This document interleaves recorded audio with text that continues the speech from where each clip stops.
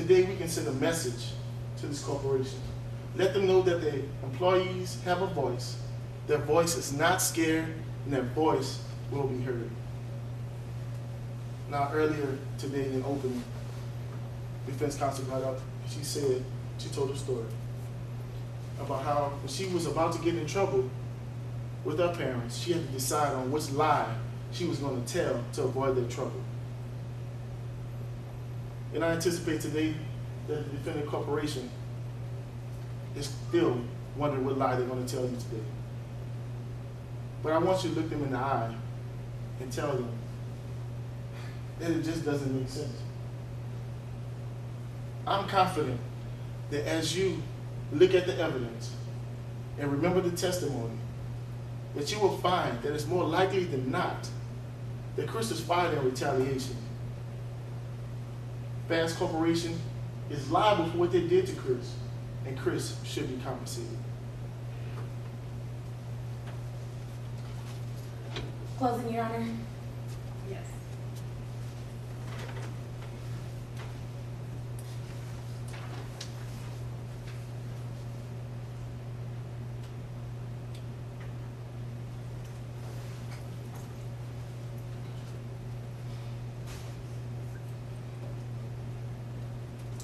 Now, you all heard quite a few stories today, and I hope that you can find it in your heart to listen to one more story. When I was a freshman in college, I had a car, and I was very excited about this car because it worked. That was what was important to me. I could get from A to B. I can go to Walmart, wherever I want to go. And the car was very efficient. It did just what I needed it to do. But one day, I got in a car wreck, and I ran into the back of someone. Yes, it was my fault. But after that wreck, the car was totaled. So it went from being efficient to inefficient. The drop of a hat.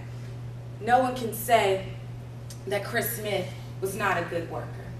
At the beginning of this trial, throughout the trial, Sean Black, who's our witness, came on the stand and stated that Chris Smith was an excellent worker. He exceeded expectations. No one is claiming otherwise. But at one point, that we cannot give you a timeline as they've attempted to do and state the exact date when he was totaled. He was totaled at one point or another. He was inefficient. Now, the opposing counsel stated today a story in their opening that their town was a football town. But I want you to understand that this is not a game. And he stated in closing that this story is something like a little boy in a horror movie. But we have to understand that Chris Smith is not a child.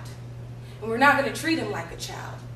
But there is something childlike about the way that he responded to the email that was sent by his supervisor. That was childlike. And there was something horrific about thinking about here in America, we cannot fire an employee who was insubordinate, who sent inappropriate emails, and who even accused us of a conspiracy, of going into their home, breaking into their home and looking at their computer. We can't fire that person because they're going to say it was retaliation out of numbers that they saw. That they want us to believe, the plaintiff wants us to believe that that Fast Systems fired Chris Smith because of some numbers, some renewal rates. That they fired him and that nothing was wrong with Chris Smith until after he started looking at these numbers. And that Chris Smith started to, he was doing the right thing, but they were doing the wrong thing and having an investigation, and Sean Black was just thinking about, I'm going to fire this guy. The entire time he told Chris Smith to investigate those numbers. But Sean Black came on the stand today, told you that Chris Smith was excellent, but that there was an investigation going on, so he wouldn't meet with Chris Smith because he wanted HR to handle that investigation. He also told you that Chris Smith had more than one email that was inappropriate. He gave you the exact example about the insubordination Chris Smith practiced. Now, today, you You saw the witnesses. You saw the plaintiff had a witness named Casey Emerson. And Casey Emerson had no idea if Chris Smith took her advice on whether or not to mend the problems he had with his boss or go to HR. She didn't know. She also didn't know if about the emails that Chris Smith to his CEO or to the CIO or to Sandy Loss. She didn't read them. So my question is, why wasn't she one of our witnesses? She should have witnessed for us. Chris Smith was great. We said it. But Chris Smith was sending insubordinate, inappropriate emails to his supervisor. She didn't see those emails. She didn't see anything.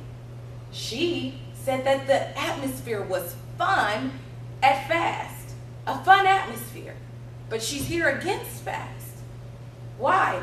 We don't know. We don't know, because we're glad that she said that FAST was fun. We're proud of her. Thank you, Casey Emerson. But the fact remains that Chris